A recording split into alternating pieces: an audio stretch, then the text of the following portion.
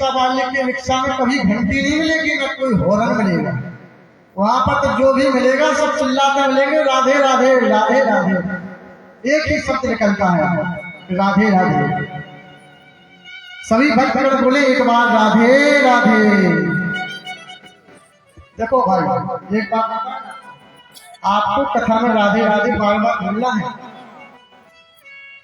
आप लोगों को कथा में बार बार, क्योंकि हमारी बैटरी चार्ज उसी से होती है, राधे राधे से।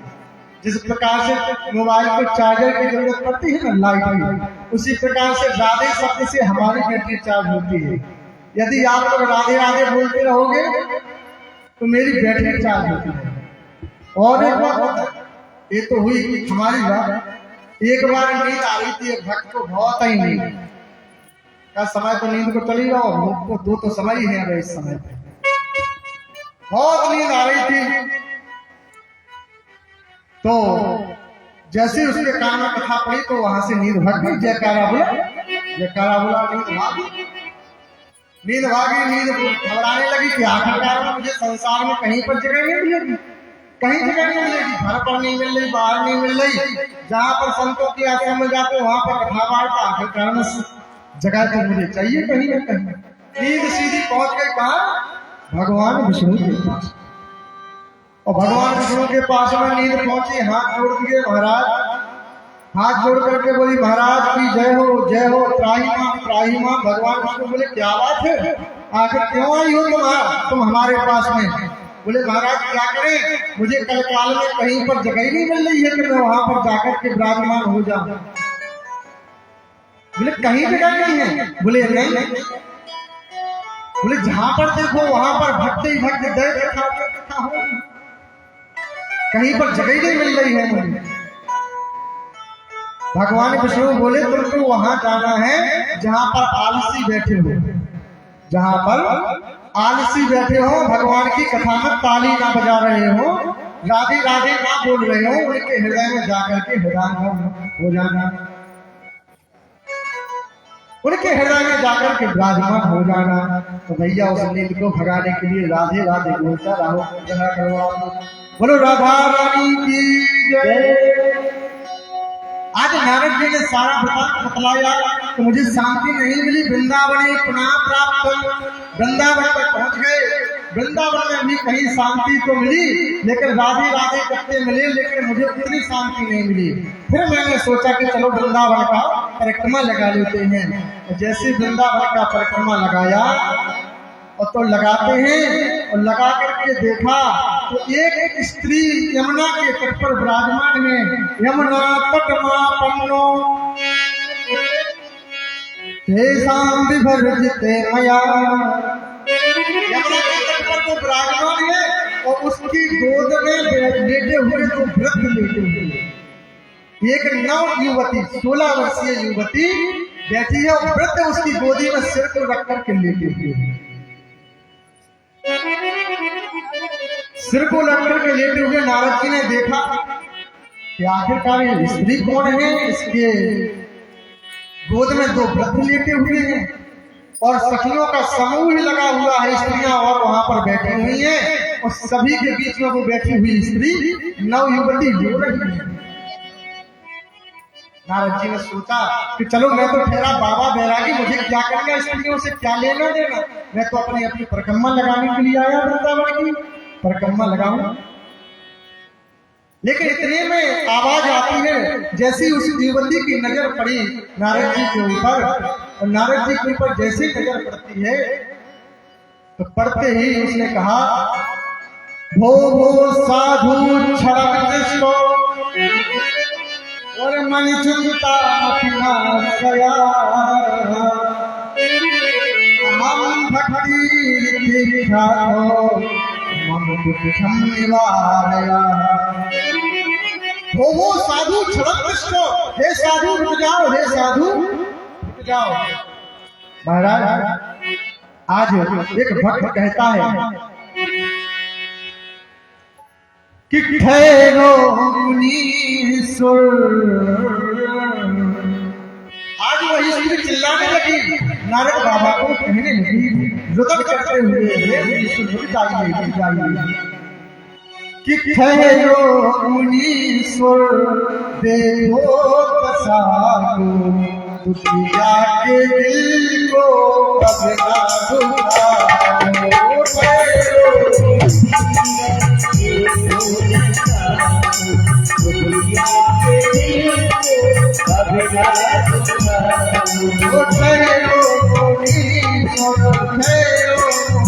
मुनीश्वर देखो पसारो दुनिया के दिल को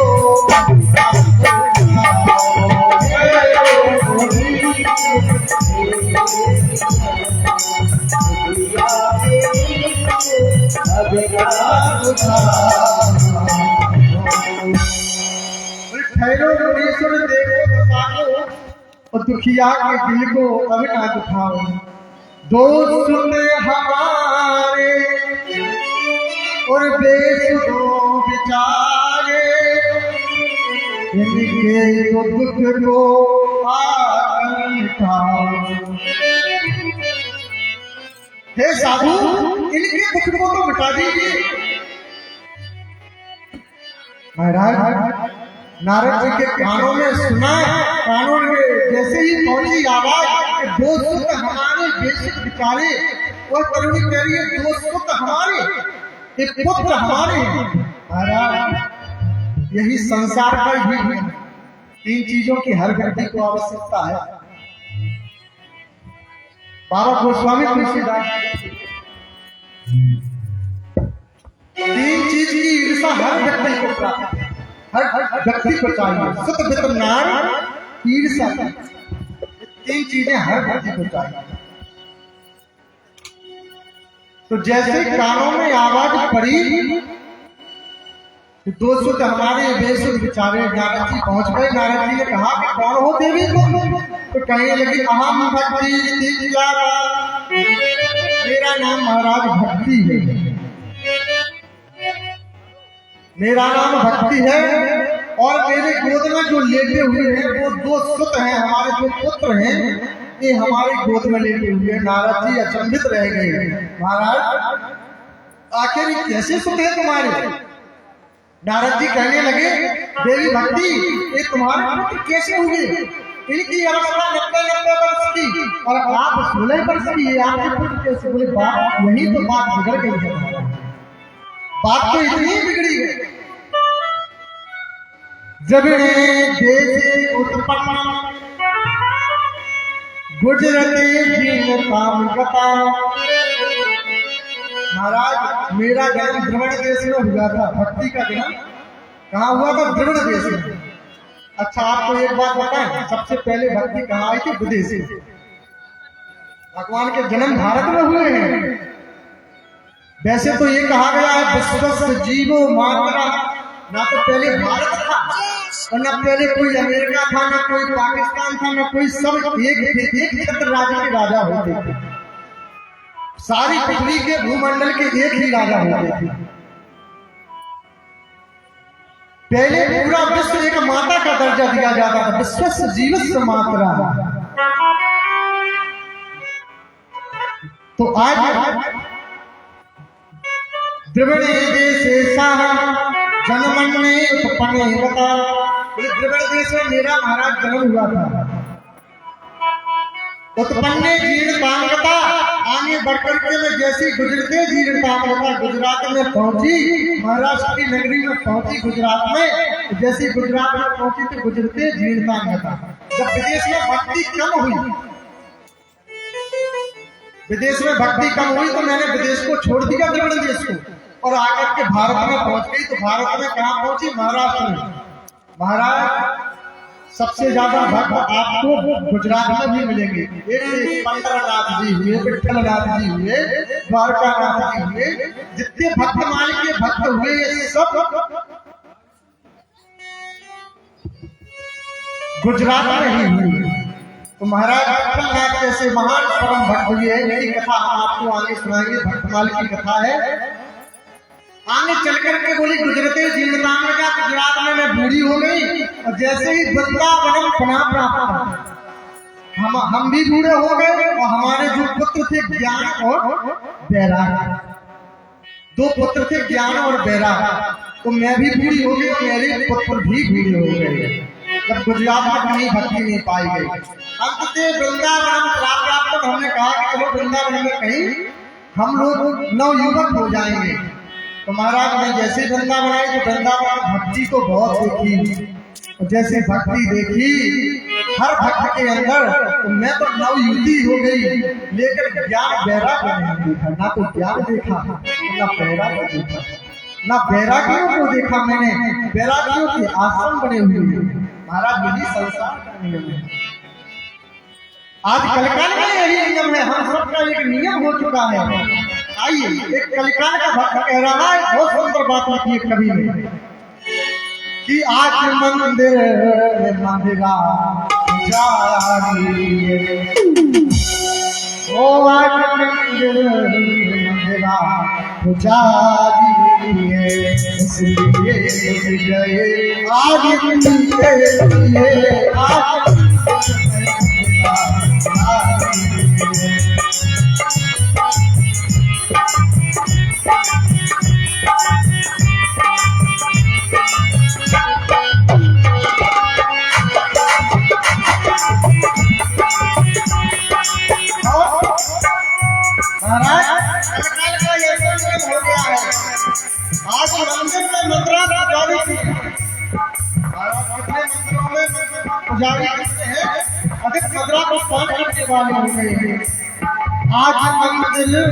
तेरा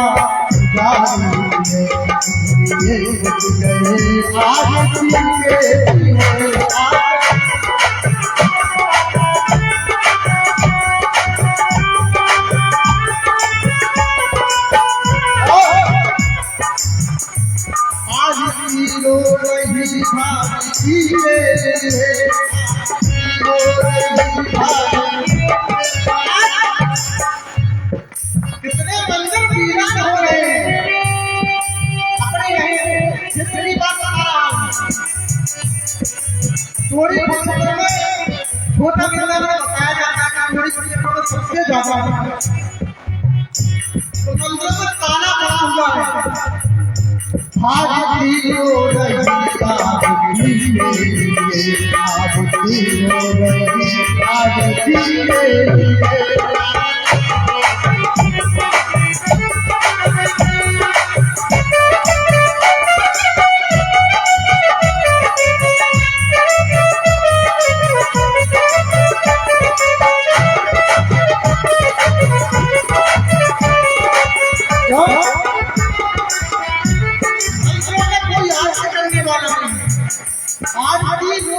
भारती के लिए भारती मेरे पास आपको जाए कोई पुजारी आता है तो आरती को करते, आरती हो रही भारती के लिए, भारती हो रही आरती के लिए। महाराज जो सत्य बात है वो भागवत महाभारत के व्यास जी से बोलूंगा, चाहे किसी को आरती हो रही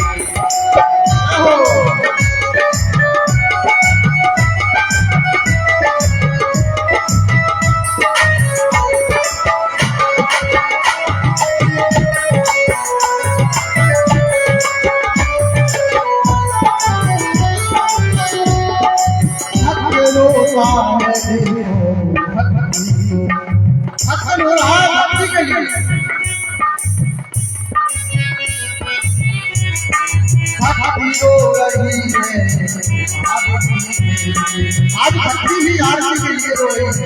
कोई एक मंदिर में आरती करने वाला आता है, कई मंदिरों में पेड़ झूला करी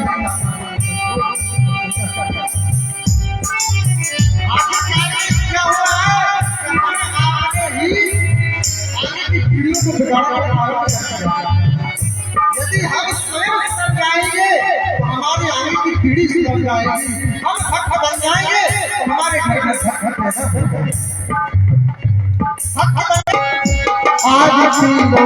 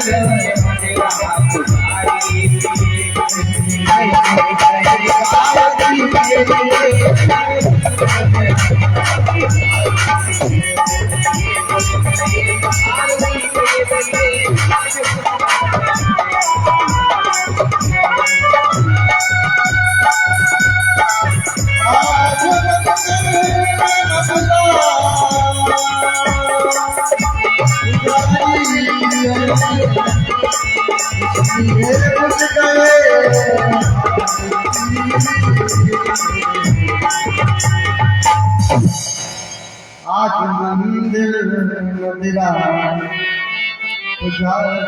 महाराज इतनी मदरा सुनी जा रही है कि आरती भी बुझ जा रही है। महाराज ये बड़ी विडंबना हो गई है हम आपकी। जब तक हम सभी लोग अपने पर नियंत्रण नहीं करेंगे तब तक ऐसा ही संसार में होता रहेगा। आगे चल करके महाराज घोर कल्पना। हम समस्त भक्तों को यदि आरती और भारती दोनों को बचाना है तो भगवान की भक्ति में लीन होना पड़ेगा। भक्ति ने कहा मैं तो नवयुवती हो गई लेकिन ज्ञान वैराग नहीं बचा। जब ज्ञान नहीं बचा, वैराग नहीं बचा तो दोनों के दोनों हमारे पुत्र बूढ़े हो गए, इनको नवयुवक नहीं बना पाए। नारद जी बोले जितनी हमारे पास औकात होगी मैं उतना प्रयास जरूर करूंगा। महाराज जिसके पास जितनी शक्ति होती है उतना प्रयास जरूर करता है।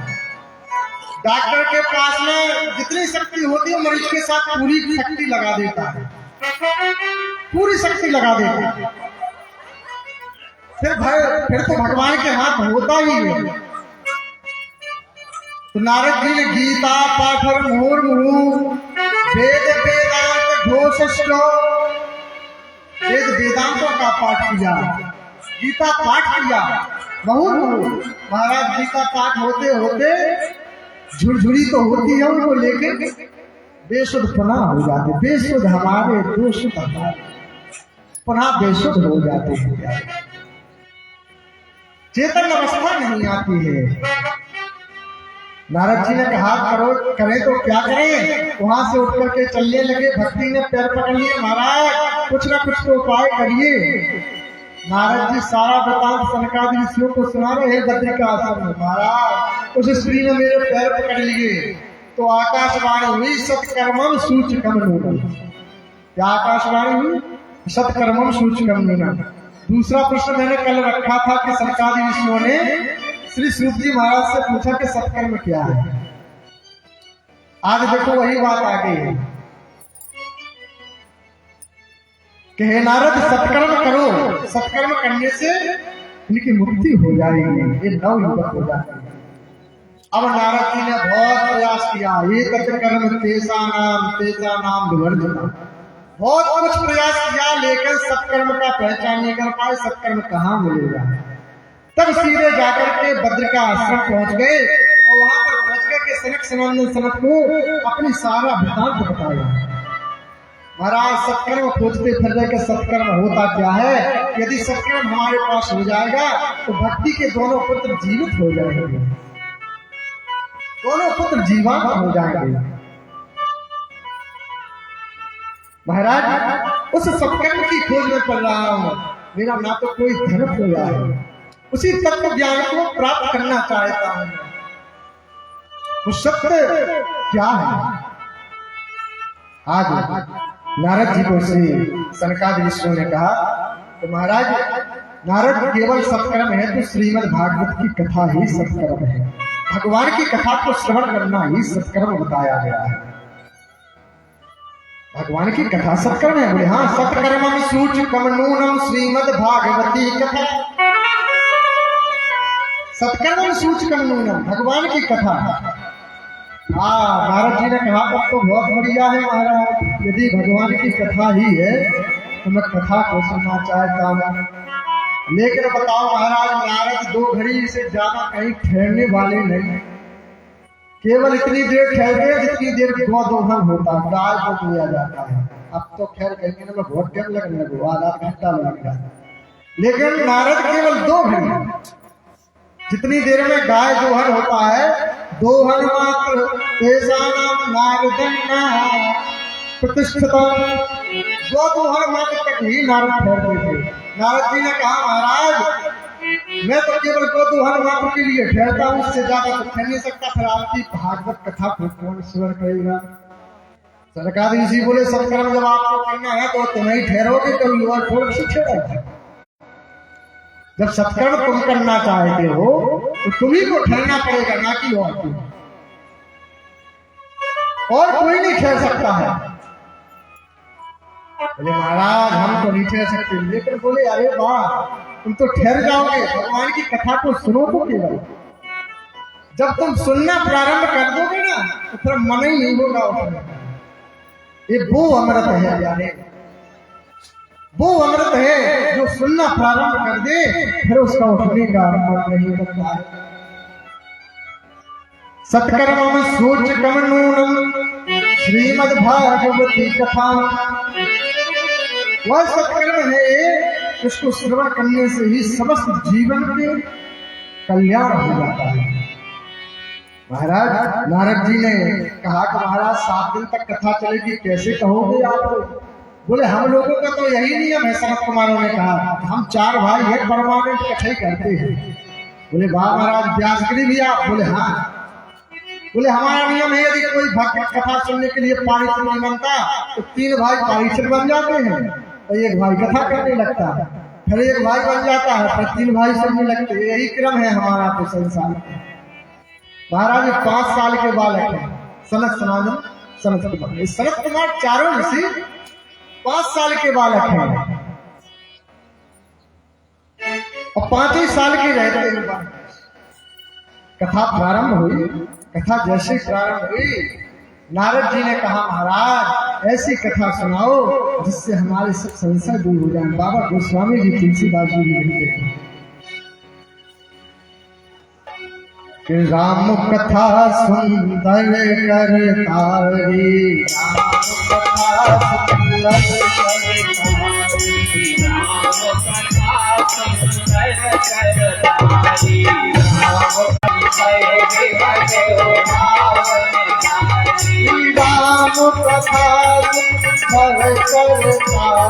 राम कथा सुंदर करतारी, राम कथा सुंदर करतारी,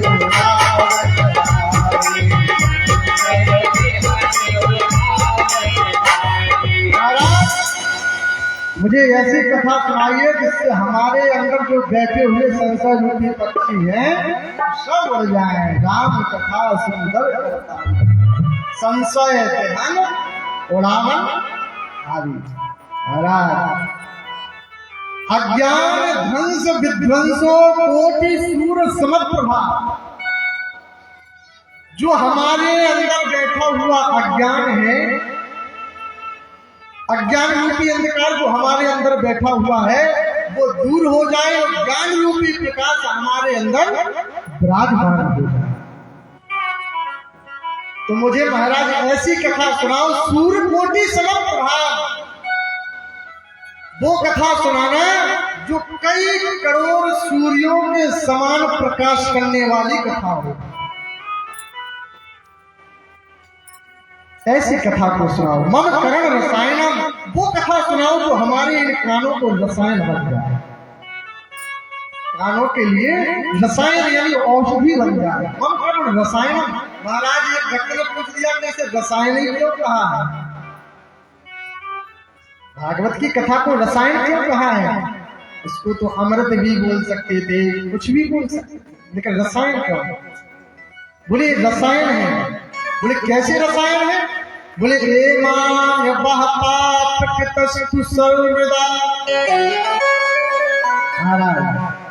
अपना घोषणा की, हे भक्ति मैया आकर के इस गद्दी पर विराजमान हो, अपने पुत्रों को लेकर के श्रीमद् भागवत कथा को श्रवण करो, जिससे आपकी मुक्ति हो जाएगी और आपके दोनों पुत्र जीवन हो जाएंगे। आज भक्ति आई और भक्ति बैठ जाती है और वहीं पर अपने दोनों पुत्रों को लेकर के आ गई।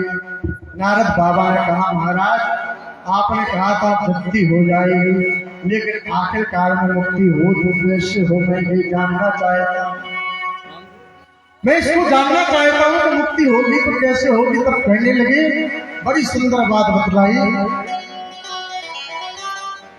और इस भागवत की कथा से किन किन लोगों की मुक्ति हुई है? नारद जी ने कहा कि महाराज आपने आज तक सुनाई कथा, कोई भक्त ऐसे हुए हैं जिनकी मुक्ति हो गई हो, तब तो हमें विश्वास हो। भाई सत्यनारायण की भी कथा हम लोग सुनते हैं तो पहले अध्याय में तो हो जाती, फिर दूसरे अध्याय में वही के बाद में कौन की मुक्ति भई हुई तो बताओ, उसमें भी निकल आता है। तब बताते हैं कि ब्राह्मण हुआ था, उसके भी वो भी बहुत गरीब था, कई बड़े प्रकार की बातों को बताते भिक्षा मांगता था, उसमें भी सत्यनारायण की कथा की, वो भी धनवान हो गया। ऐसी अनेक कथाएं आई तो बताया, एवान वह पापिक तुष्टु सर्वदा दुराचार जगता विमार्गा क्रोधाग्नि दग्धा कुशलस्थिताना सप्ताह यज्ञेन कलम पुनन्ति। पाप के पशु सर्वदा। महाराज श्रीमद् भागवत की कथा ऐसी है कि जो सदा दुराचार करता है, सदा पाप में लिप्त रहता है, पाप के पशु सर्वदा, सदा दुराचार करता है, क्रोधाग्नि लगता, क्रोध की अग्नि में चलता है, कुटिल हो, कामी हो, लेकिन वो सप्ताह यज्ञेन कलौ, यदि सप्ताह यज्ञेन को सुन लेता है, भगवान सप्ताह की कथा को श्रवण कर लेता है, भागवत की कथा को श्रवण कर लेता है, उसकी मुक्ति हो जाती है। आज नारद जी ने हाथ जोड़ दिए सनत कुमार से, महाराज कोई ऐसे पापी हुए हैं जिनकी मुक्ति हो गई हो, मैं जानना चाहता हूँ। बोले वाह महाराज, ऐसे पापी कि जिनका रजिस्टर में नाम ही चला गया, आज रजिस्टर में ऐसे पापी हुए हैं जिनकी मुक्ति हो गई, उनकी मुक्ति हो गई। बोले हाँ। एक बार की तो बात है कि एक देवराज नाम का ब्राह्मण था। देवराज नाम का ब्राह्मण बहुत पापी था। अब वो बीमार था, उसको सुनना तो बहुत बुरा लग रहा था, लेकिन उसके कान तक जब वो कथा पहुंच गई, जैसे उसने वो कथा को श्रवण कर लिया तो उसकी भी मुक्ति हो गई, उसकी भी मुक्ति हो गई। मैंने भगवतः रूपम क्रोधम तेसाम कुटिलम, उन कुटिलियों की भी मुक्ति हो जाती है। नारद जी ने कहा, कोई ऐसे भागवत में कुटिल हुए हैं, कामी हुए हैं? बोले हाँ। बोले कुटिल भी हुए, कामी भी हुए, पापी भी हुए, दुराचारी हुए, अत्याचारी हुए, क्रोध की अग्नि में जलने वाले हुए, महाराज सब कुछ करने वाला व्यक्ति भी मुक्ति को पा जाता है। बोले कौन हुआ? बोले तुंगभद्रा तटे पूर्वा। बड़े ध्यान के साथ में सुनना, यहाँ से श्रीमद् भागवत महापुराण की कथा प्रारंभ हो रही है। तुंगभद्रा तटे पूर्वा आत्मनो नाम ब्रह्मणो विद्यमान। एक तुंगभद्रा नदी के तट पर एक ग्राम था, पत्तन नाम का ग्राम था। उसमें एक ब्राह्मण देवता रहते थे, उनका नाम था क्या? आत्मदेव। आत्मदेव ब्राह्मण रहते थे, उनकी पत्नी का नाम था महाराज धुंधली। क्या नाम था? लंकनी। सब लोग जानते हैं क्या नाम था? अब नहीं आ रहा कुछ, दांत काट के सब। हाँ, आत्मदेव की पत्नी का नाम था धुंधली देवी। अब महाराज तथा नाम तथा आत्मदेव ब्राह्मण तो बड़े प्रतापी, बड़े पुण्यात्मा, भगवान की कथा को, भगवान की भक्ति में लीन रहे, लेकिन पत्नी बड़ी उल्टी बनी। कभी कभी ऐसा संजोग हो जाता कि घर वाला बड़ा भक्त रहता है और पत्नी बड़ी महाराज दरबार सुबह से लग गई और शाम तक काहे दम नहीं लेंगे। पर हमें उल्टी चलने वाली पत्नी आप दो बेचारे कर्मकांडी ब्राह्मण और धुंधली सदा उल्टी चलने वाली, तो उल्टी ही बात। आप जो ब्राह्मण कहते कल लोगों का ये करेंगे। एक बार की बात है, शेतानी सेठ जी बड़े सीधे साधे और शेतानी बड़ी उल्टी। शेतानी बहुत ही उल्टी, काल की सुनने वाली नहीं है। सेठ जी का पराठे बना लो, वे रोटी बना लो, वे का रोटी बना लो और रोट पराठे। सेठ जी के मन को कहूँ ना बन पाए, का हटा बना लो, वे का आलू। सेठ जी बोले क्या करें, चावल धाम मिलाना, मेला निकल रहा हूँ, बद्रीनाथ केदारनाथ सब लोग जा रहे, सबके रजिस्ट्रेशन हो गए। अब रजिस्ट्रेशन होने लगे। आज हम अभी न्यूज में देखे थे, कुछ भैया ने लगा दी थी बड़े रजिस्ट्रेशन दादा, उसमें करीब 19 लाख आदमियों के रजिस्ट्रेशन हो चुके। 19 लाख अभी हो चुके हैं, वर्तमान में जो पहुंच चुके हैं रजिस्ट्रेशन वहां, और 75 लाख का अनुमान हो गया कि 75 लाख आदमी वहां पहुंचे। अब नेट वालों ने वहां पर एक और सिस्टम बना दिया कि वहां का यूजर्स पूरा बंद कर देंगे। वहां पर ना कोई यूट्यूब काम करेगा, ना कोई फेसबुक काम करेगा, वहां पर कुछ काम ही नहीं करेगा। क्योंकि आपदा को देखते हुए उन्होंने कहा कि यहाँ पर लोग एंजॉय करने लगते हैं। मैंने अभी यही बताया था ना, आपको आरती रो रही भारती के लिए भगवान का करना पीठ और सेल्फी क्यों चलती, और बल्कि भगवान कहते सन्मुख हो ये जीव मोहि जब ही, लेकिन सामने देखने की सामने को देखो, सेल्फी है सबको, सेल्फी सबको ही देखेगा। आज सेल्फी का जमाना आ गया है। महाराज सदा उल्टी रहने वाली। सेठ जी ने कहा सेठानी सभी लोग 4 धाम जा रहे हैं, लेकिन हमको तो बिल्कुल नहीं जाना है। देखो हम तो धर्म के प्रति अलग ही रहते हैं। सेठानी ने सुना तो सेठानी बहुत उल्टी चलने वाली। सेठानी बोले भाग सब कोई जा रहा है, हम भी जाएंगे, हम नहीं रुकेंगे। बोले चलो ठीक है चलेंगे, बद्रीनाथ केदारनाथ की यात्रा हो जाएगी, सब कुछ हो जाएगा, लेकिन देवी एक बात है, रजिस्ट्रेशन नहीं बनवाने अपना, कैसे नहीं करने। बोले बाहर सबके रजिस्ट्रेशन हो रहा है, वहां भी। अब सेठ जी का तो सूदी के माने थी किसी भी प्रकार से, आखिरकार में रजिस्ट्रेशन हो गया, सब कुछ हो गया। बोले सुनो बहुत है मेला, बहुत लंबा चौड़ा मेला है, अपन को कुछ नाश्ता नहीं बनाने, नहीं तो सब खाने। प्रधान जी के इतने भक्त आएंगे कि सब खा जाएंगे। जितना मेवा पकवान इत्यादि बना के ले जाएंगे, मटरी है, समोसा है, क्या क्या बनते वो खस्ता इत्यादि रास्ते में जो भी ले जाते हैं, बोले सब खा जाएगा। ये प्रदीप भैया है, बड़े बड़े लोग जाएंगे ना, सबसे पहले यही देखेंगे कि मटरी कहाँ रखी है, किसकी रखी है, सेठी जी की उड़ाएंगे। तो बोले अपन को कुछ नहीं बनाना है, ना मटरी बनेगी, ना खस्ता बनेगा, कुछ नहीं बनाएंगे, ना नमकीन। सेठानी बोली पागल हो क्या, सब लोग खाएंगे, सब खाएंगे, हम भी खाएंगे, और 1 किलो बनाओ तो 10 किलो बना के ले जाए, खूब सबको होगा। सेठ जी बोले जय तो बन बताओ क्या चकाचक बना बन के गया।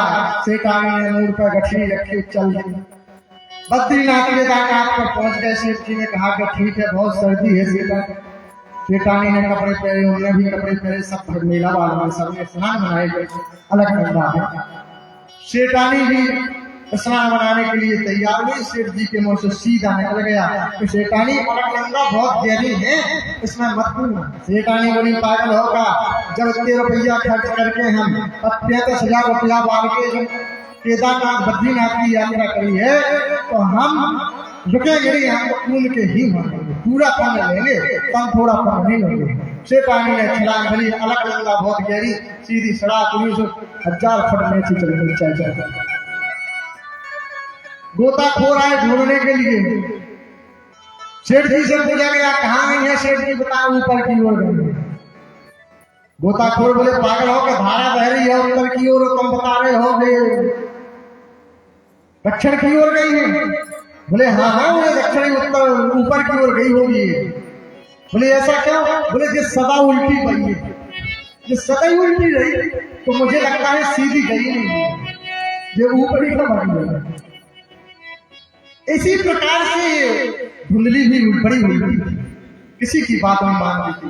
लेकिन समय का कुछ व्यतीत हुआ। समय व्यतीत होने के बाद में आत्मदेव ब्राह्मण को यहाँ पर कोई संतान नहीं होती है। तुलसी का वृक्ष भी लगाया, तुलसी का वृक्ष घर में लगाया, आंगन में वो भी सूख जाता है। गाय आकर की है, गाय की भी कोई बछड़ा नहीं हो रहा, न जाने पूर्व जन्म का क्या बिगड़ गया है।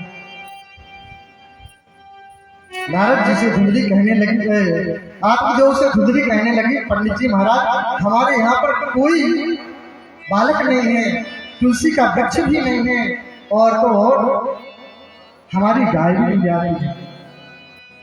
पत्नी ने जैसे ही इन शब्दों को पति देव के आगे रखा, पति ने कहा, आत्मदेव ने, भगवान जब चाहेंगे तब हो जाएगा, जब हो जाएगा तुम चिंता मत करो। आज धुंधली ने कह दिया, आज आत्मदेव ब्राह्मण ने प्रण ठान लिया कि कुछ भी हो मैं पुत्र की व्यवस्था करके ही मानूंगा। आज आत्मदेव ब्राह्मण सीधे जाकर के जंगल में पहुंच गए। तो जंगल में जाकर के देखा, धन्यं तेषां सन्तोषो सर्वं जीवनं पराम्। एक संत का आगमन हो गया। तो संत जैसे ही आए तो संत ने आकर के देखा कि एक ब्राह्मण भगवान की भक्ति में तो लीन है, लेकिन आंखों से बड़े अश्रु बह रहे हैं।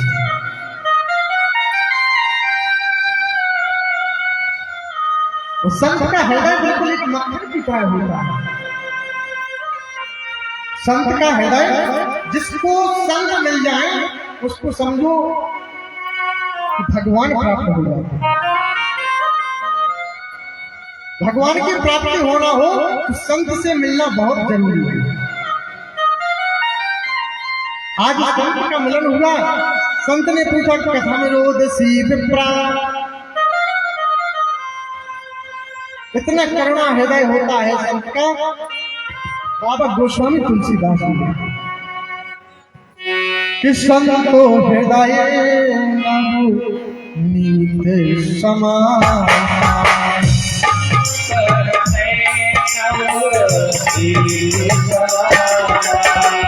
संतो हृदय नीत समान,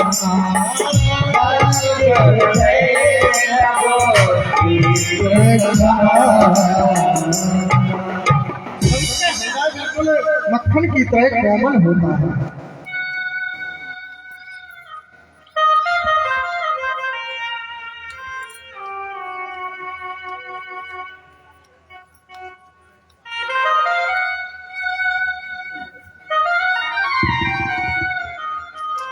संत हृदय नवनीत समाना, संत का हृदय कोमल होता है। संत का जब हृदय कोमल होता है तो कहने लगे, कथम रोदसी विप्रा, आखिरकार तुम्हारे रोने का कारण क्या है? उस ब्राह्मण ने बताया कि महाराज मेरे यहाँ पर कोई पुत्र नहीं है, इसलिए मैं रुदन कर रहा हूँ। यदि मेरी करुणा को तुम मिटाना चाहते हो, यदि मेरी वेदना को आप मिटाना चाहते हो, मेरे दुख को दूर करना चाहते हो, मैंने सुना है कि संत जिसके ऊपर कृपा करते हैं उसके ऊपर भगवंत भी कृपा कर देते हैं। भगवंत भी कृपा कर देते हैं, तो मुझे संत की कृपा चाहिए, तो भगवंत को कृपा प्राप्त कर देते हैं। आखिरकार में तुम पुत्र चाहते हो। संत ने कहा कि तुम पुत्र चाहते हो। संत जी ने देखा उनके मस्तक की ओर, तो सप्त जन्म में प्रतिबद्धा, तुम्हारे 7 जन्मों तक कोई पुत्र ही नहीं है। तो आजकल पुत्र की हर व्यक्ति को चाह है। 3 चीजों की चाह भी हमने बताया। आज यही चाहे हमको, सुतो बितना साथी,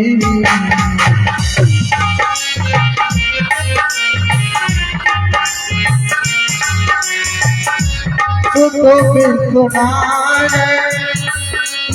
साथी, सुतो बितना साथी, तुझे चुना है मेरे साथी।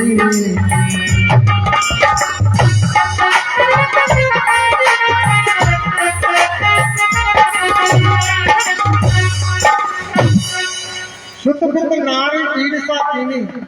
हर व्यक्ति को पुत्र चाहिए, हर व्यक्ति को पुत्र की इच्छा होती है कि हमारे जीवन में एक पुत्र होना चाहिए, जरूरी है। ब्राह्मण देवता यही कहते हैं कि महाराज मुझे इस संसार से तरना है, पूनाम नरक का है, प्राणाम कार्य की है, तब पुत्र बनता है। लेकिन अब पुत्र नहीं हो तो अब क्या हो? अब अंग्रेजी में चलने लगे सन होता है, हाँ सन होने लगे, अब पुत्र नहीं हुआ। पहले क्या होती थी? भाई भाई होती थी, हम लोग कहते थे हमारे दो भाई, अब होने लगे भा।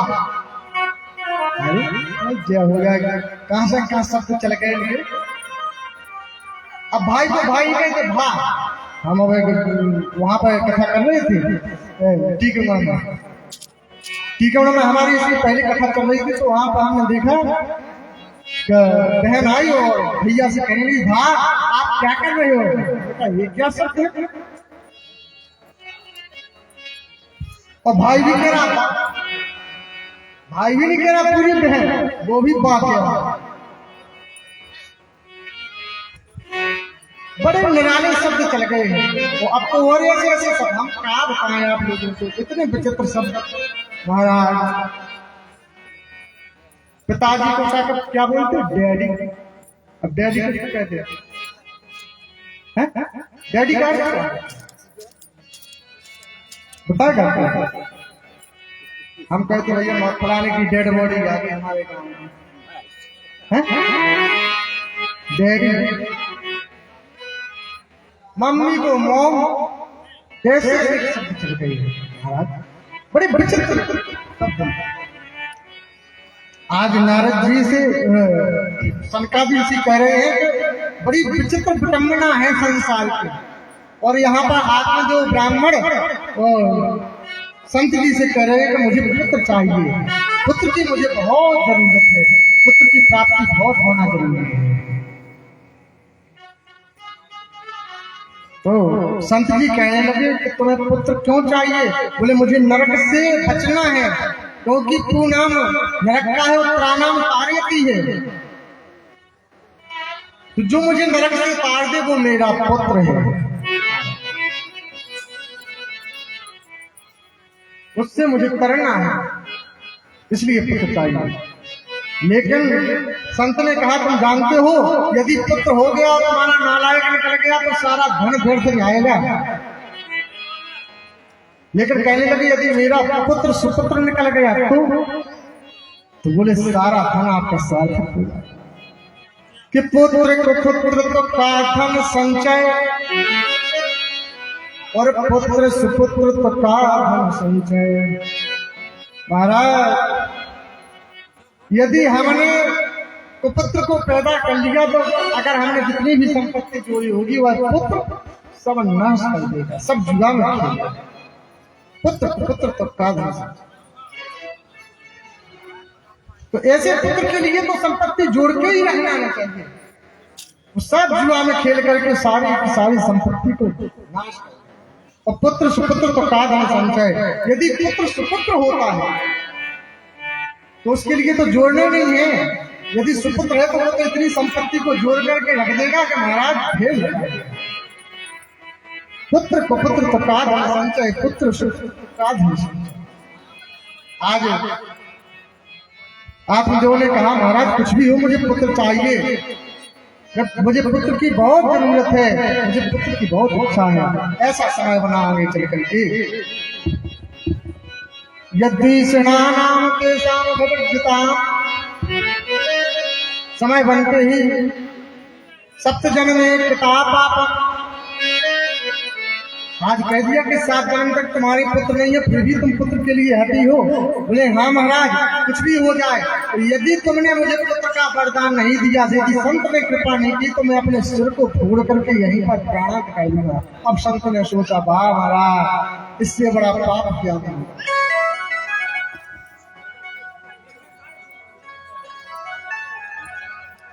बड़ी समस्या है, ये जगह कथा हो रही है। कथा को एक स्वभाव है, केऊंगे के लड़मरे तो केऊ भाग जाए। ये तो कथा में होगा बहुत है। केऊंगे के लड़मरे, क्या तो लड़ाई में एक दूसरे में वरदान मुश्ती भाग जाए। केऊंगे के लड़मरे क्या भाग जाए, ज्यादा ही फायदा जब कथा चोट के भग जाओ। ऑर्केस्ट्रा हो तो महाराज अब समय समा है ना जनता में, लेकिन कथा महाराज काटा था।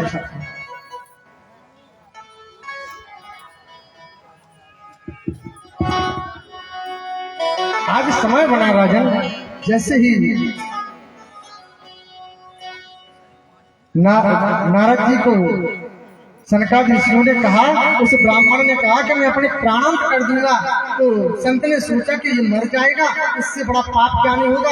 अपनी झोली से फल को निकाला, उस ब्राह्मण को दे दिया कि जाओ अपनी पत्नी को दे देना और उससे तुम्हारे यहाँ पर पुत्र की प्राप्ति हो जाएगी। आप लोग खुशी खुशी अपने घर पर आए। घर पर आकर के नारद जी ने ब्राह्मण ने अपनी पत्नी धुंधली से कहा कि देवी, इस फल को खा लेना, इससे तुम्हारे यहाँ पर पुत्र की प्राप्ति हो जाएगी। महाराज पड़ोसी मिल गए। कौन मिले? पड़ोसी। किसी किसी को पड़ोसी बड़े अच्छे मिल जाते हैं। पड़ोसी अच्छे मिल जाए तो कने कुछ। पड़ोसी मिल गए। पड़ोस में एक व्यक्ति के यहाँ पर 6-7 बच्चे थे, 8 में होने वाला था और पहुंच गए। उसके पेट में आया है और धुंधली के पास में पहुंच गई। देवी, तुम्हारे पति तो बहुत कमाते। बोले हाँ, बहुत पैसा है। बोले हाँ। अब बातें करने बना लेना, कानों में बात हो गई। धुंधली ने कहा, देवी, बोले क्या बताएं, आज इस फल को शाम को मुझे खाना है, क्योंकि हमारे पति देव आए हैं और इससे मुझे संतान की प्राप्ति। बोली पागल होकर दूर। धुंधली पागल हो गई, हो गया। इस फल को तुम खाओगी, कहीं फल से भी संतान होती है। बोले हाँ, वो संत महात्मा का आशीर्वाद है इसमें। अरे बोले कहीं कुछ ना रहे, तो झूठ बातें हैं। और देवी, तुम पागल होगी, तुम इस फल को खाओगी, गर्भवती हो जाओ तो घर में आगी लग गई, फिर क्या करोगे? इसी में जल की राख हो जाओगी। देखो पड़ोसी को। बोले जलकर की राख हो जाओगी, इसलिए इस फल को मत खाओ। बोले फिर क्या करें? बोले हमारे पेट में बच्चा आया है, तो जो भी बच्चा 9वें महीने में होगा हम तुमको दे दें, तुम्हारा ही है बच्चा, और तुम मुझको कुछ धन देना, तुम्हारे यहाँ पर तुम्हें कोई दिक्कत भी नहीं होगी। साथ में 9 महीने तुमको ना कुछ खाना है, ना पेट से है, ना कुछ भी नहीं करना है, आराम से क्रिया करो और अपने पति से झूठ बोलती रहना कि हमारे यहाँ पर पुत्र की प्राप्ति हो रही है, पुत्र की प्राप्ति हो रही है हमारी। फिर बोले देवी, इस फल का क्या करें? बोले अरे तुम्हारी गाय के यहाँ पर कोई भी बछड़ा नहीं हो रहा, इस फल का भी परीक्षा हो जाएगी, जाओ गाय को खिला दो। आज धुंधली और पड़ोसन गई, दोनों ने जाकर के उस गाय को फल खिला दिया और समय बना राजा। 9 महीने जैसे ही व्यतीत हुए, पड़ोसन के यहाँ पर बालक हुआ। रात्रि में आकर के वो धुंधली को दे दिया। धुंधली ने अपने पति से कहा कि मेरे यहाँ पर बच्चा हो गया। जो ब्राह्मण का पारावार नहीं रहा, खुशी के मारे पारावार नहीं रहा, खुशी में बड़े मस्त रहे। हमारे यहाँ बच्चा हुआ, बहुत बधाई बाकी। जिस प्रकार से प्रधान जी के यहाँ बधाई बधाई महाराज, रोज बधाई हो रही है। उसी प्रकार से आत्मदेव ब्राह्मण ने बहुत बधाइयां बांटी, बहुत बधाइयां बांटते रहे। लेकिन समय व्यतीत हुआ, बालक कुछ बड़ा हुआ और 10वें महीने में गाय के यहाँ पर भी एक बालक का जन्म हुआ, गैया के भी एक बालक का जन्म हुआ। फल का प्रभाव देखिए। और गाय के जब बालक हुआ, आत्मदेव ने देखा कि सब गायों के बछड़ा, हमारी गाय के बालक बस केवल गाय की तरह कान है और पूरा शरीर बालक की तरह है। महाराज, भगवान ने बड़ी कृपा की है हमारे ऊपर। एक नहीं 2-2 बालकों का जन्म हमारे घर में हुआ है। आज आत्मदेव ब्राह्मण ने बहुत उनकी सेवा पूजा की भगवान की, खूब बधाइयां बांटी। दोनों बालक जब कुछ बड़े हुए तो गौकर्ण पंडित हो ज्ञानी,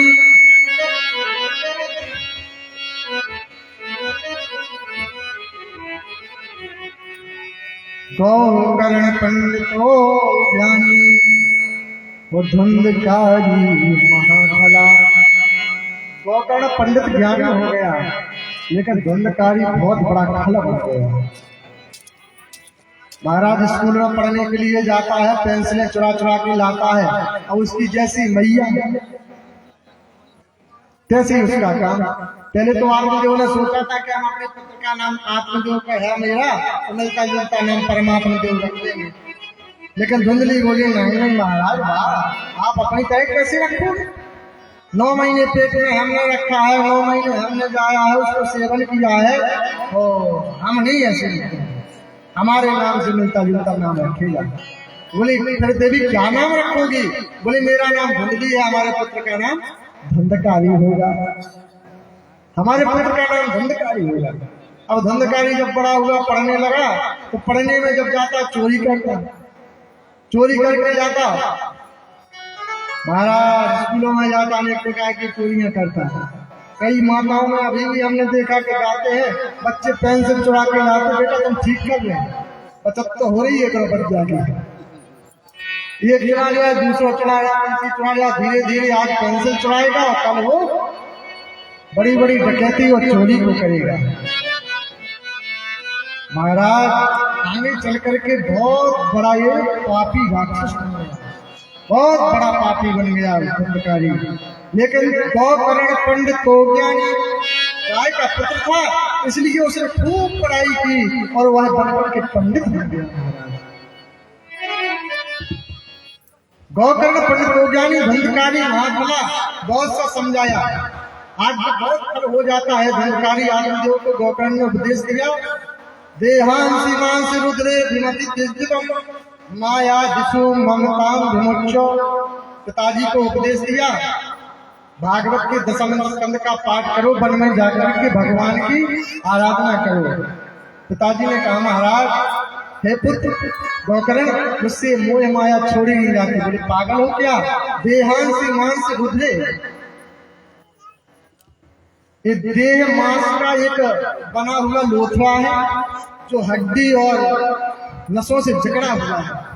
ये किसी का नहीं, जिस दिन ये हड्डी और नसें छूट जाएंगी उस दिन पूरा का पूरा ये मांस छितर छितर होकर के फैल जाएगा। देहांसी मांसी रुद्रे नंदी त्यजितम।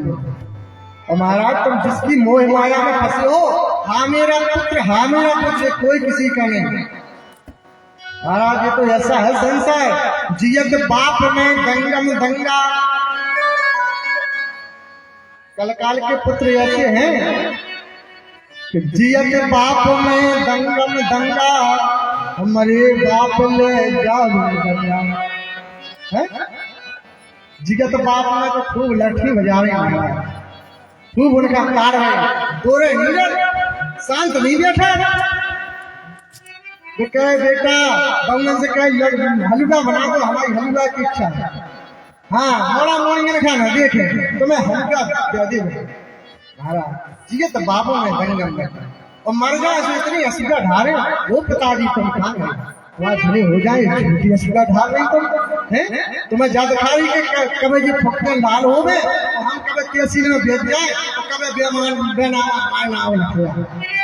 है। इतने खा बैठे, फूल जा रहे भाई हो रहे, हम अपने पापा जी के फूल डालवे जा रहे, पिताजी के फूल डालवे जा रहे। अरे जब जियत थे तब उनको गंगा पिलाई, जब उनको पानी जब वो मांगते थे, कभी प्यास से पानी पिलाया नहीं, बाद अमृत पिलाने से क्या फायदा। कभी भूखे को भोजन दिया ही नहीं, बाद अमृत पिलाने से क्या फायदा। कभी प्यासे को पानी नहीं दिया है, बाद में तो अमृत का गंगा जी पूरी हड़ाड़, क्या मुक्ति हो जाएगी?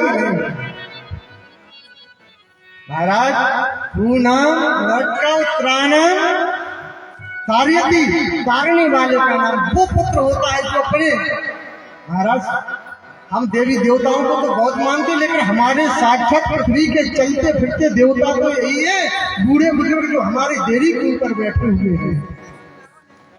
सबसे बड़ी मर्यादा उन्हीं के अंदर रहती है, सबसे ज्यादा वजनदारी उन्हीं के अंदर रहती है। माता पिताओं की सेवा करनी चाहिए प्यारे, लेकिन आज का संसार बड़ा अटपटा हो गया है।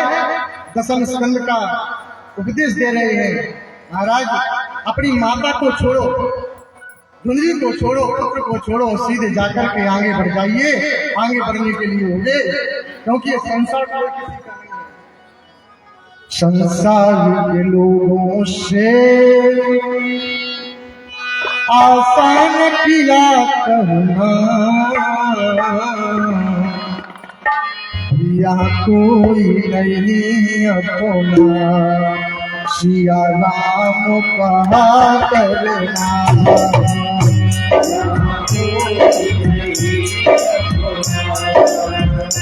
सिया राम संसार के लोगों से आसान किया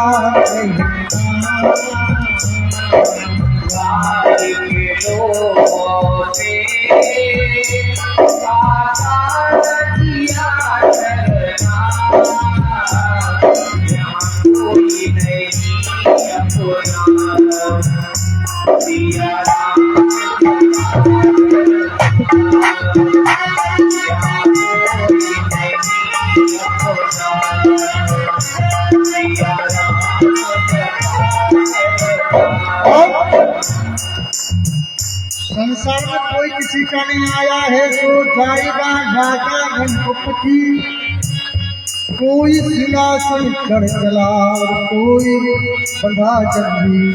इसलिए जो भी भैया पागल हो पाओ, भगवान के पागल हो जाओ। लोग कहते हैं कि हमारे इन मनों में भरे हुए पागल ये अमृत के लक्ष्य हैं, हमारे इन बिगड़े हुए दिमागों में भरे अमृत के लक्ष्य हैं, हमें पागल ही रहने दो, हम पागल ही अच्छे हैं। संसार के लोगों से आसान किया करना, संसार के लोगों से आसान किया करना, कोई नहीं अपना, सिया राम कहा करना।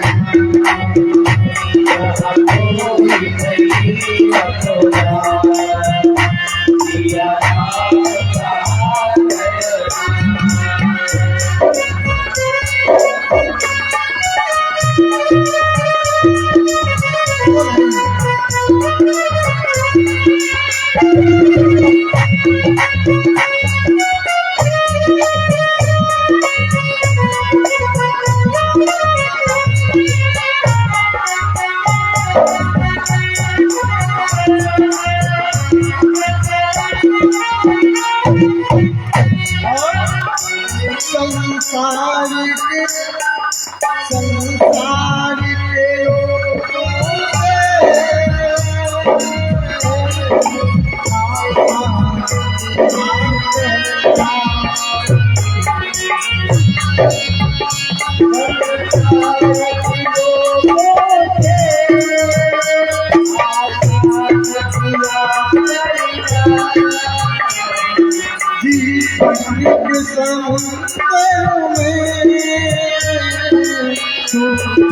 के भी आते हैं, जीवन के समंदर में तूफान भी आते हैं, तो उनको खचते हैं, प्रभु आप बचाते हैं, उनको खचते हैं।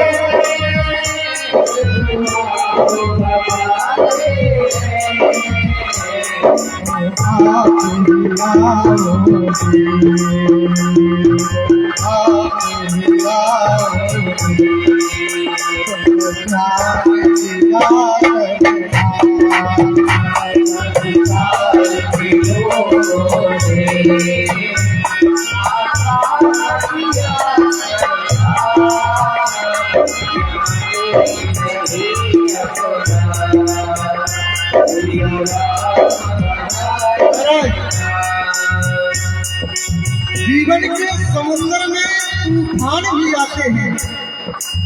जीवन का समुद्र है, सुख दुख के तूफान होते हैं और जो उनको भजते हैं, जो भगवान को भजते हैं, वो आप ही बताते हैं। जो भगवान को भजते रहते हैं सुख दुख में भी, तो भगवान आकर के उनकी बचा देते हैं, डूबने नहीं देते, नैया को पार कर देते हैं। मत भूल अरे बंदे देश दीवाना है,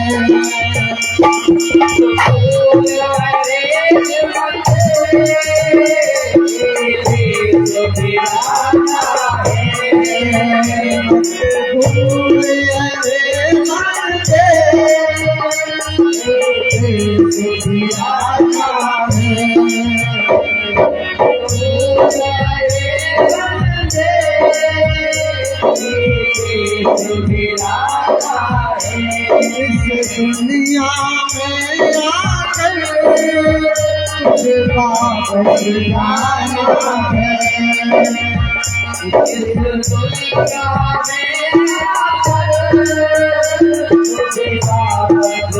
में आकर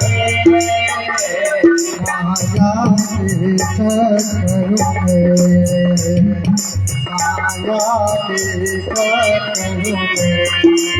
माया के चक्करों में, माया के चक्करों में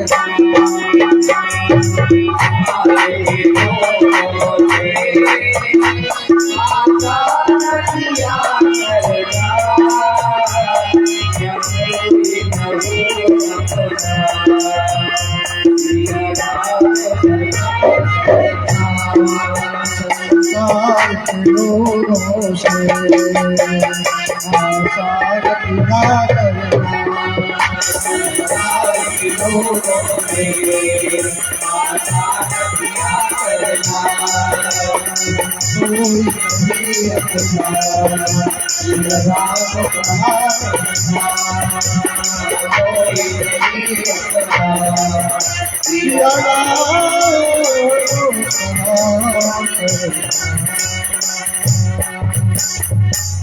आत्मदेव की जब ऐसी वाणी सुनी तो सुन करके आत्मदेव सीधे गोकर्ण की वाणी को सुन करके जंगल में पहुंच गए। जंगल में जाकर के दशम स्कंद का पाठ करके भगवान में संलीन हो गए। यहाँ पर धुंधकारी ने 5-5 वेश्याओं को रख लिया, गोकर्ण की तीर्थ यात्रा पर चले गए। धुंधकारी ने 5 वेश्याओं को रखा, 5 वेश्याओं के साथ रहने लगा, चोरी चपाटी करने लगा। भैया जी माइक वाले रौनक भैया जी,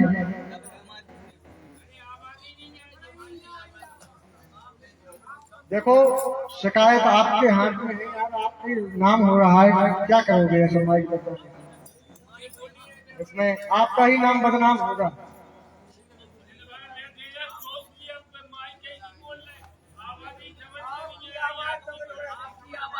अरे साउंड के तार तन गए तो चरण में नहीं आएंगे तो कौन तार तन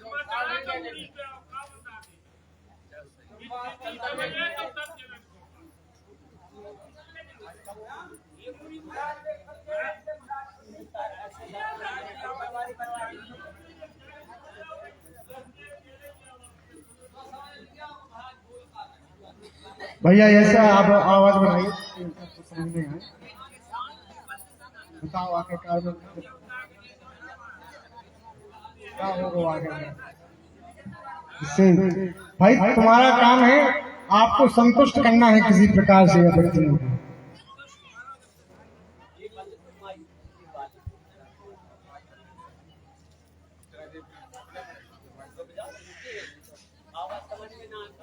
क्या हो ठीक भाई जिसमें उनको संतुष्टि हो वो काम करो।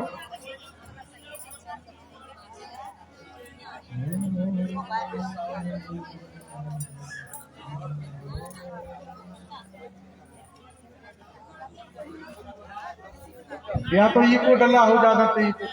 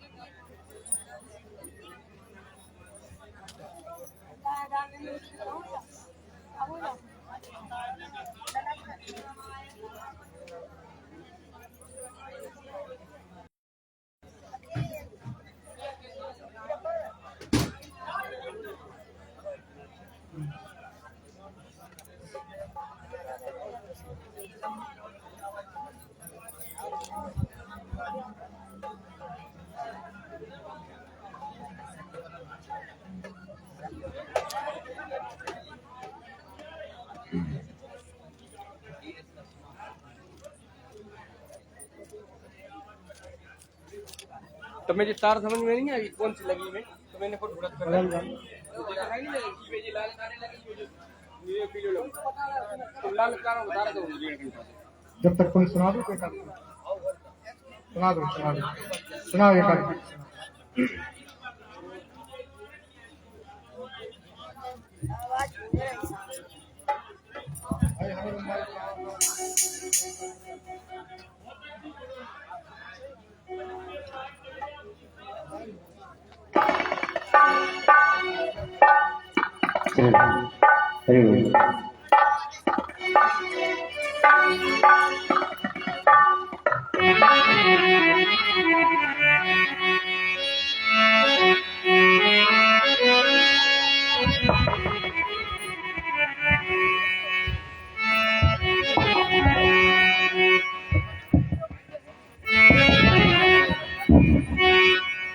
Hello hello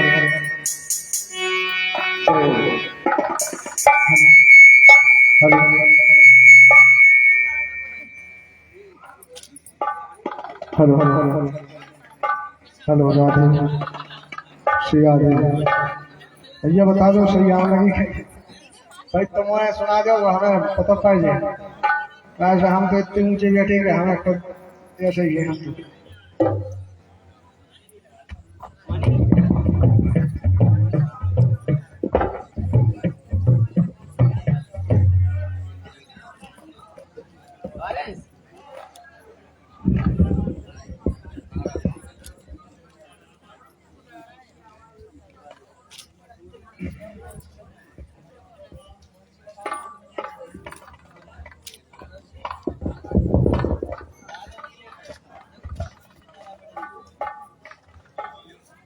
hello hello hello hello hello hello hello hello Radhe Shri Radhe.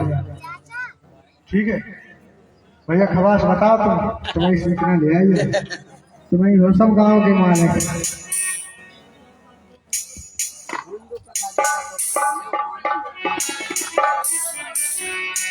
बोलो भगवान की जय। आज 5-5 वैश्याओं को रखने के बाद में धुंधकारी जी ने घनश्याम चलत्याम से अपनी माता से कहा जो भी गहने तुम्हारे पास में रखे हुए हैं उन गहनों को हमको दे दीजिए, और यदि तुमने वो माता गहने नहीं दिए तो घनश्याम चलत्याम हम अपनी लातों से पीटेंगे माता को। जब धुंधकारी के ऐसे वचनों को सुना तो माता ने कहा अंधकूटे दधी कुटवा। इससे बढ़िया तो है कि हमारा पुत्र जब हमको लात मारने लगे तो उससे बढ़िया तो है कि अंधकूट अंधेरे कुआ में धमाक हो जाना चाहिए और अपने प्राणांत कर देना चाहिए। आज धुंधली ने इसी प्रकार से अब सुनाई दे रहा है भैया जी बता देना।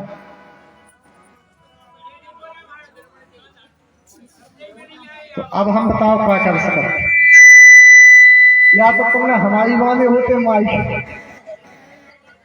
तो हम गारंटी देते।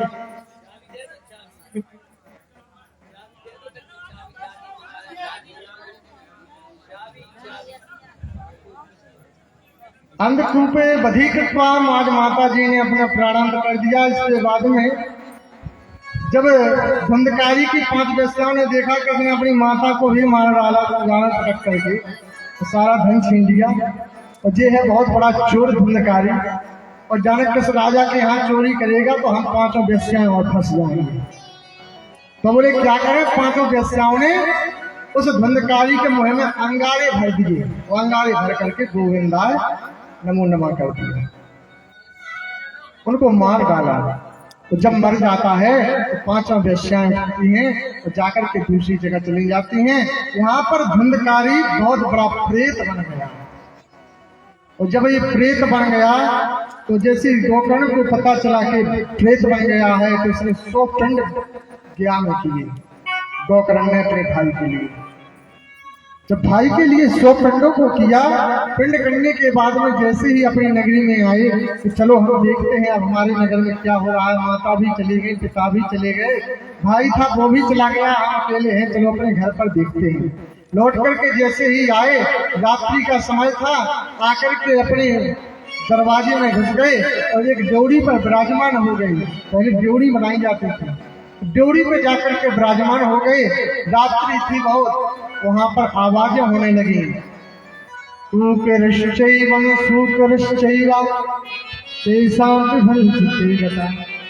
अनेक प्रकार की जब आवाजें आई, आवाजें आने के बाद में गोकर्ण ने कहा कि जाने कौन सी आवाजें आ रही हैं।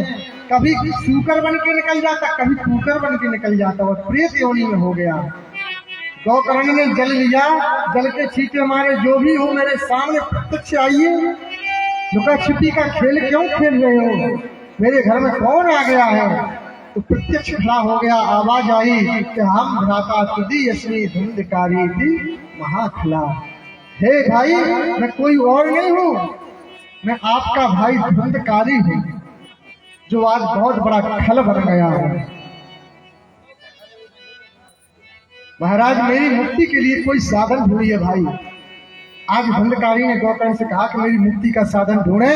गोकर्ण ने कहा भाई आप शांत रहिए, सुबह हम साधन ढूंढ देंगे। सूर्य नारायण की उपासना हुई, सूर्यनारायण भगवान प्रसन्न हुए, आदेश दिया कि जाओ तुम अपनी भाई की मुक्ति को ढूंढ रहे हो तो श्रीमद् भागवत महापुराण की कथा सुनाओ, क्योंकि प्रेत पीड़ा निवासिनी, श्रीमद् भागवती वार्ता प्रेत पीड़ा निवासिनी।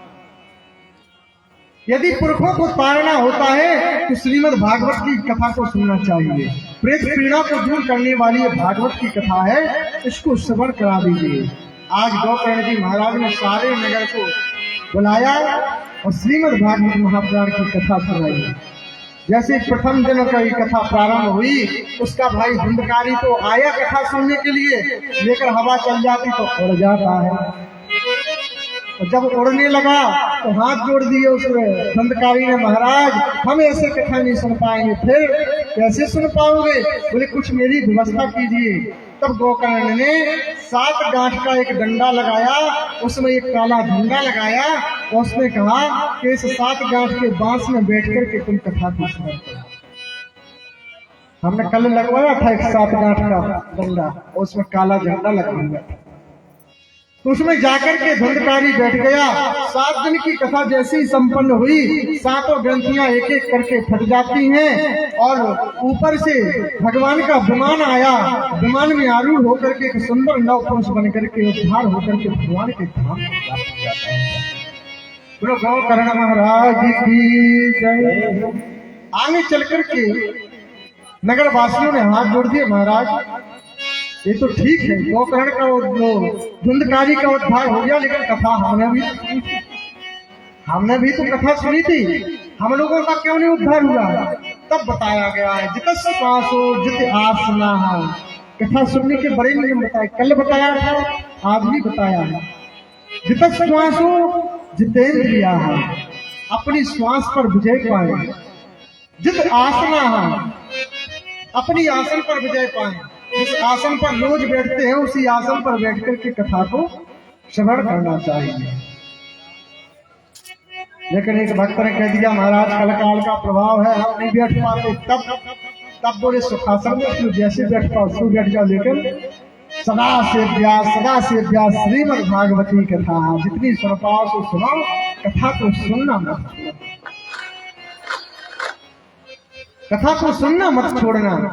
जब ऐसी बात आई तो आज सभी नगरवासियों ने पत्तनपुर नाम के गोकर्ण जी महाराज से कथा सुनी। नगरपुर वासिनी अयोध्या वासिनी चैवम, जिस प्रकार से महाराज अयोध्या के पुरवासी साकेत धाम के लिए गए थे, उसी प्रकार से आत्मदेव के नगर के समस्त प्रवासी भगवान के धाम को गए। सबके लिए एक विमान में आरूढ़ होकर के सब लोग परम धाम को पहुंच गए।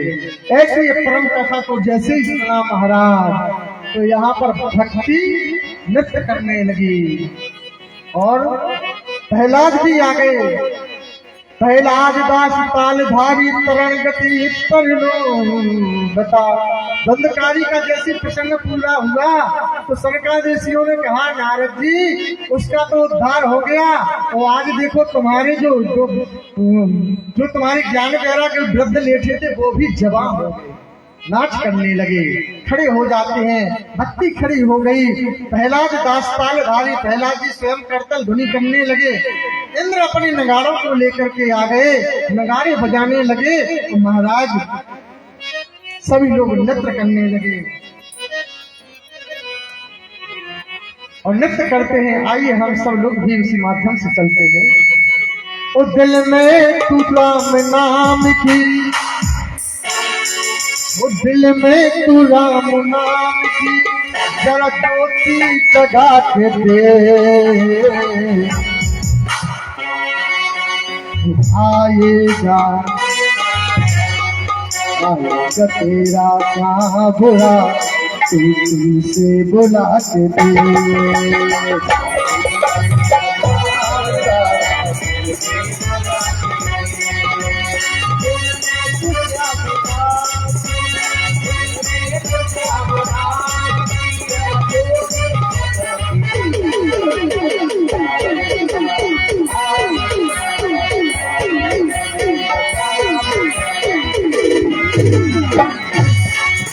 हरी काली सेवा करते हैं सभी लोग।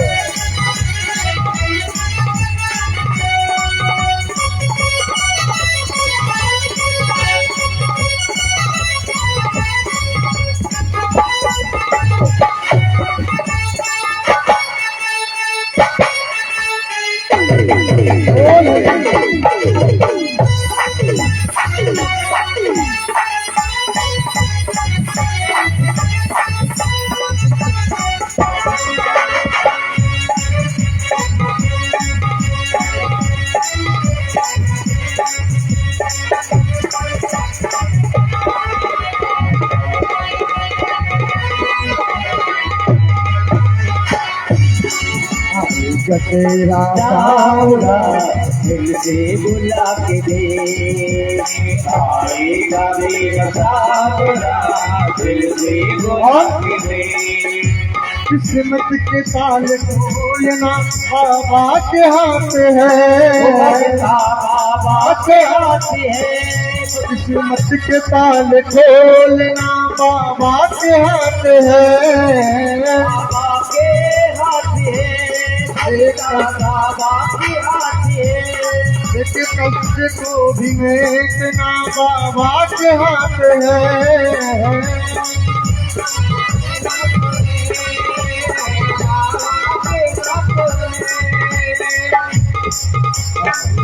मेरा सांवरा दिल से बोला के दे,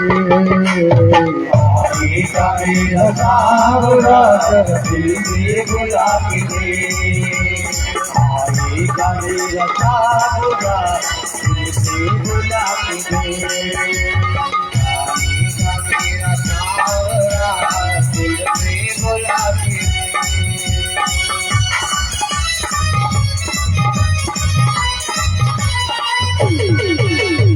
बोल हरी ताली सेवा करते हैं।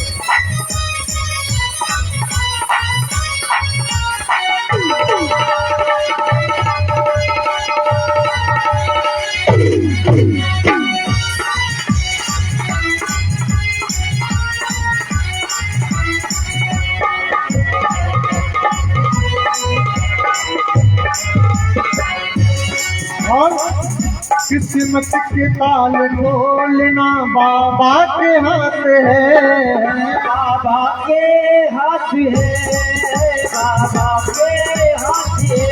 किस्मत के ताल खोलना मेरी मैया के हाथ है, मैया के हाथ है, मैया के हाथ है। जा मेरा साबरा दिल से बोला के दे, मेरा साबरा दिल से बोला के दे, मेरा साबरा दिल से बोला। आज समय बनता है यहाँ पर नव युवक भक्ति ज्ञान वैराग्य हो जाते हैं, पुनः वृंदावन में आते हैं और सभी देवता अपने अपने नगर को जाते हैं। यहाँ पर आगे चल करके आज सनकादिक ऋषियों से पूछा गया कि हे भक्त क्या और सुनना चाहते हो, तब आगे के लिए कथा को बताया।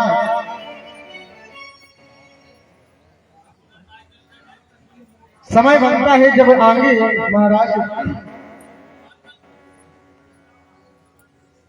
भक्ति और ज्ञान वैराग्य तो यहाँ वृंदावन में वास करने लगे, नारद धाम को लिए जाने लगे और पहुंच जाते हैं। तो भक्ति ज्ञान वैराग्य ने वृंदावन में आज ज्ञान और वैराग्य की प्रतिष्ठा हुई, वहां पर ज्ञानी भी हुए वैरागी भी हुए। वृंदावन में भक्ति की पराकाष्ठा आगे की ओर बढ़ गई। आगे चलकर के सनकादिक ऋषियों ने कहा, श्री सूत जी महाराज भी सनकादिक ऋषियों से कहते हैं कि हे ऋषियों, जो भी श्रीमद् भागवत की कथा को करता है उसका बड़ा अच्छा नियम बताया गया है। वह सायुज्य मुक्ति को प्राप्त कर लेता है। जो मन से इस कथा को श्रवण करता है उसकी सायुज्य मुक्ति प्राप्त हो जाती है। और महाराज आजकल तो कथा होती है, बहुत अच्छी बात है, बहुत कथा होती, मुझे बहुत अच्छा लगता है, बहुत कथाएं होती हैं, लेकिन कर्मणा जायते जंतु कर्मण नहीं बुझीते। कथा उसी से सुनना चाहिए जो कथा का अधिकारी हो। महाराज जो कथा का अधिकारी हो उससे ही कथा को श्रवण करना चाहिए। पूजहि विप्र जो वेद विहीना, चाहे वह ब्राह्मण वेद से भीन क्यों ना हो, वो पूजनीय होता है। क्या आजकल महाराज बड़ा चला चल गया है महाराज, जहां देखो स्त्रीषु कार्येषु महाराज राष्ट्रपति से लेकर के अब कथा मंच तक राधे राधे। महिलाओं की पराकाष्ठा बढ़ गई है। राष्ट्रपति तो महिला, आगे चल करके कुर्सी पर जहां बैठी मिले तो महिला, राशन कार्ड में मुखिया सो महिला। बुराई नहीं कर रहे माताओं की, ये मत सोचना कि बुराई कर रहे हैं महाराज जी। और तो और महाराज कथा मंच पर देखो तो महिला, हाँ अगर महाराज महिला की कथा हो तो हम कह रहे कि महाराज इतनी भीड़ लग जाए। अब ऑर्केस्ट्रा हो तो 3-4 लाख इतनी भीड़ नहीं। प्रधान जी बोले महाराज भीड़ समानी नहीं है, लेकिन सवेरे बोले बटराई नहीं बट रही, इतनी बोतल नहीं थी। बोले कल एक ट्राली बोतल फेंकी। अब बताओ लो ऐसी ढंग से कथा करके एक ट्राली बोतल फेंक कथा को श्रवण करो। जो अधिकारी हो उसके द्वारा, जो यज्ञोपवीत को धारण कर सके उसके द्वारा कथा को श्रवण करना चाहिए। आगे चल करके बताया गया कि कथा को बहुत सुंदर ढंग से जित श्वास हो जितेंद्रिया, अपनी श्वास को जीत करके और भगवान की कथाओं में ली रहना चाहिए। सनकादिक ऋषियों से सूत जी महाराज कहने लगे कि ऋषियों, अब जीवन मात्र के कल्याण की कथा आती है, वो हम आपको कल सुनाएंगे कि उस कल्याण किस प्रकार से जीव मात्र का होता है। जो कल की कथा में आपको परीक्षित की कथा सुनाई जाएगी। बोलो राधा कृष्ण भगवान की जय। सुनो भैया, हम 7 बजे मंच पर बैठ गए, 7:15, वो आप लोग आए 8-9 बजे। गड़बड़ है, इतना वो चलेगा नहीं। आप लोग समय से आइए, समय से कथा सुनाएंगे, क्योंकि अब कथा दिन पर दिन बढ़ने। हाँ वो आप एक तो माइक कर रहा है डिस्टर्ब, हम भी, मेरा मन नहीं लग रहा है कथा कहने में, हम क्या करें। हम भी मजबूर हैं। हम चाहते हैं आप लोगों को जितनी अच्छी से अच्छी चीज, क्योंकि हमारी है श्लोकबद्ध कथा। हम जिस गुरु से पढ़े हैं वो कहते हैं बेटा जितनी सुना सको श्लोक की कथा सुनाना, लेकिन आदमी श्लोक की में नहीं बता, वो श्लोक की बता का लड़ज्जा लखज्जा की सुनी और सीरा देखा में उतर जाता। तो मेरा भी मन नहीं हो रहा है आप लोग कल आए, अधिक से अधिक संख्या पधाएं।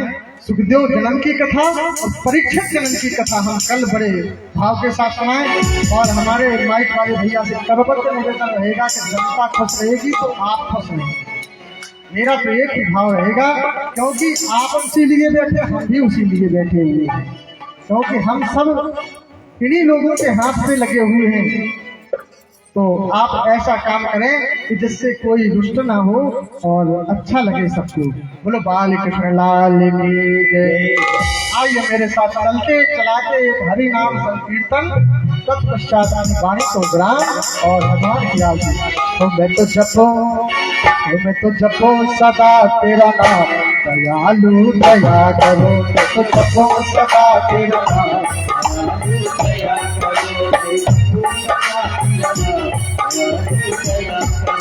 दयालु दया करो, दयालु दया करो, दयालु दया करो, कृपालु कृपा करो। तो जपो सदा तेरा नाम, दयालु दया करो। तो जपो सदा तेरा नाम, दयालु दया करो। बोल हरि।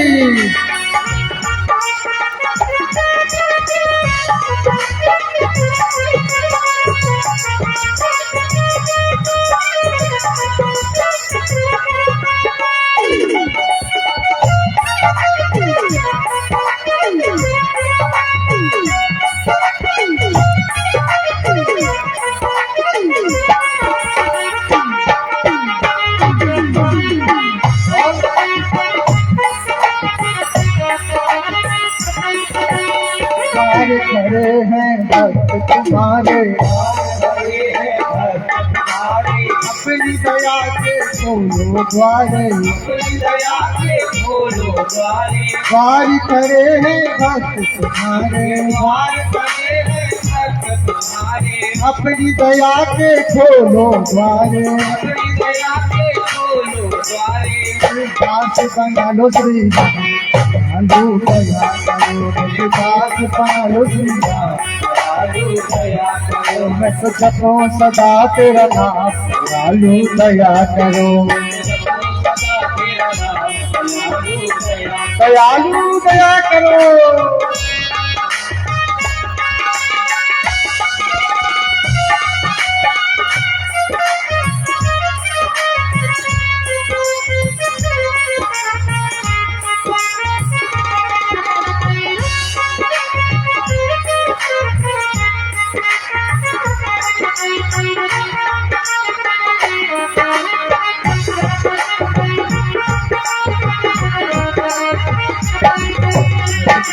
सदा तेरा नाम, दयालु दया करो। जपो सदा तेरा नाम, दयालु दया करो।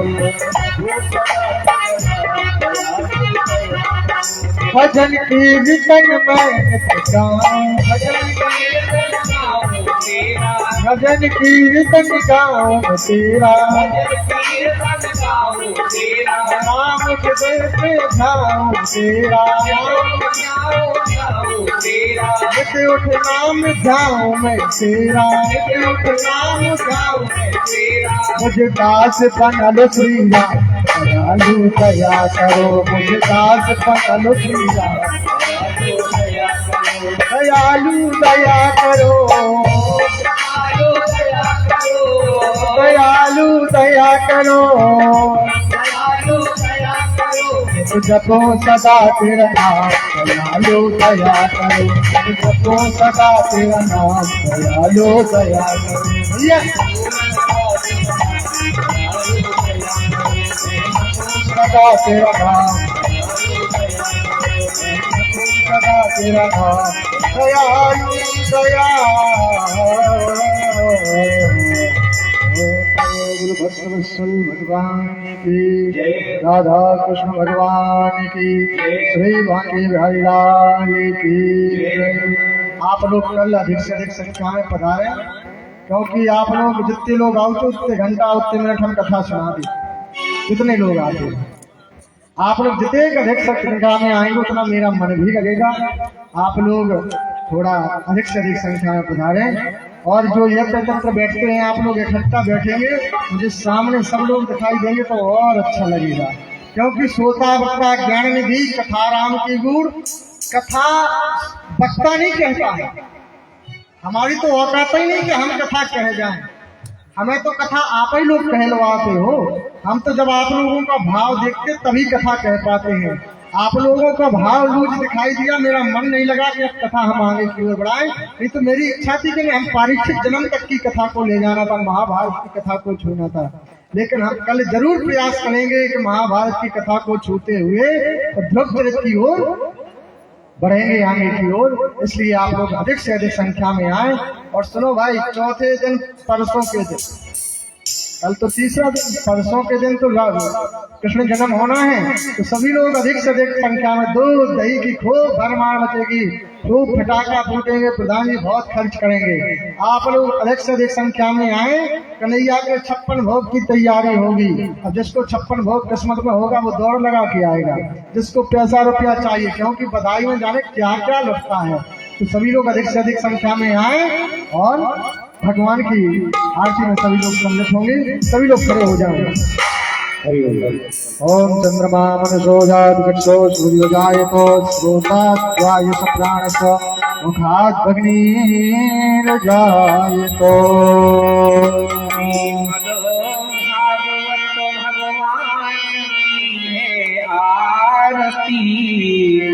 पापियों के पाप को आरती लाला नब ज्योति जगने वाला, ये अमर जन पे मोती पर पे पंचम वेदन राला, नव ज्योति जगाने वाला, ये अनय यही हरि ध्यान, यही हरि नाम, यही हरि ध्यान, यही जग मंगल की आरती।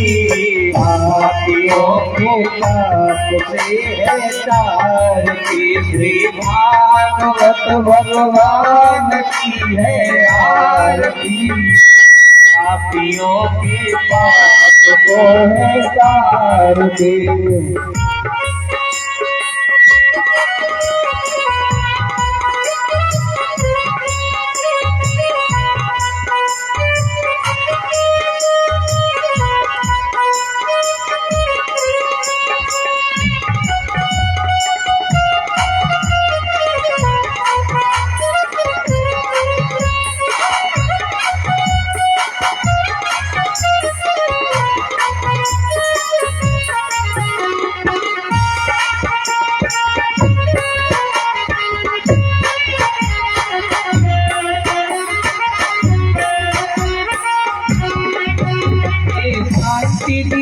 पावन पुनीत पापों को मिटाने वाला, बिगड़ी को बनाने वाला, साथी की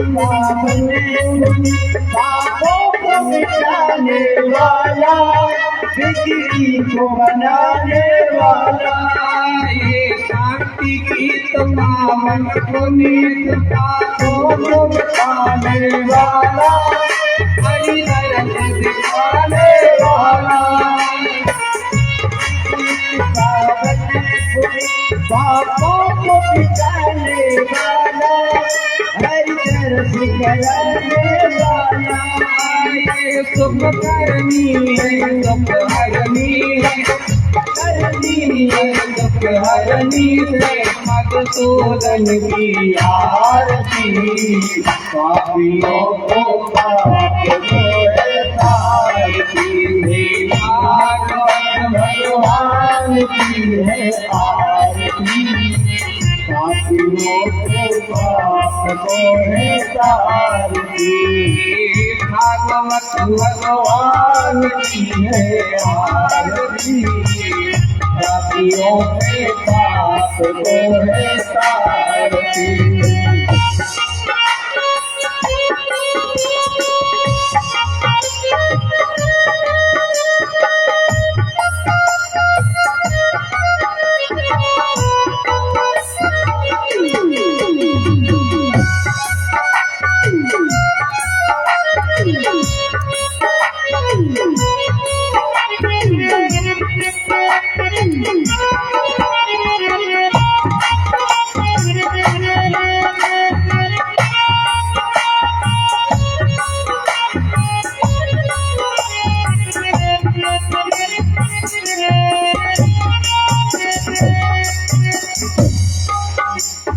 मकर बोल जल मल बोल तन मार्ग दिखाने वाला, बिजली को बनाने वाला है।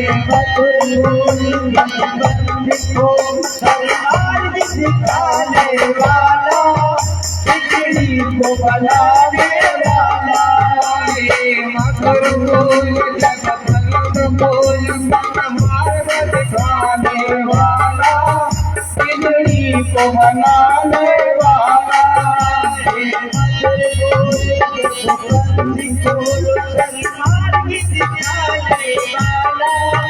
बिजली को बनाने श्री राम यही जन श्याम यही, श्री राम यही जन श्याम यही, सबकी महिमा की आरती, पापियों के पाप के आरती। श्री भागवत भगवान की है आरती, पापियों को पाप को है आरती। श्री भागवत भगवान की है आरती, पापियों को पाप को है आरती। कर्पूरी गौरम करुणावतारम संसार सारम जगदीश्वरम सदा वसंतम हृदयाय भगवतादि वैष्णवाः। त्वमेव माता पिता त्वमेव बन्धु सखा त्वमेव विद्या पिता त्वमेव सर्वं मम देव देव। भागवत भगवान की है आरती, पापियों को पाप को है तारती। पापियों को पाप को है तारती, पापियों को पाप की तारती।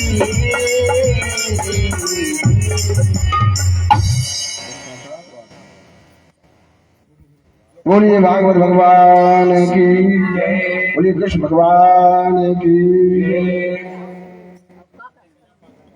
धर्म की अधर्म का, प्राणियों में विश्व का, गौ माता की, सत्य सनातन धर्म की, माँ के बिहारी लाल की, राधा रानी सरकार की, आज के आनंद की।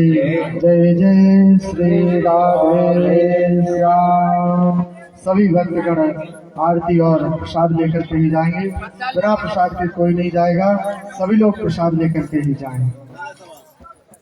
ओम जगेन जगमय जंत देवा सानि धर्माणि प्रथमान्य सल्लाते अनाकं प्रतिमानः स्वतंत्र पूर्वे साध्याः सन्ति देवा।